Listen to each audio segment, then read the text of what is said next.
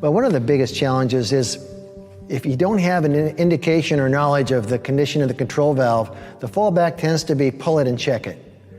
And that's a lot of wasted labor and maintenance time that's being applied.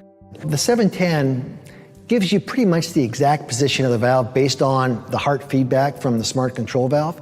It makes it easy for the technician to perform tests on devices that are considered complicated to properly test and maintain.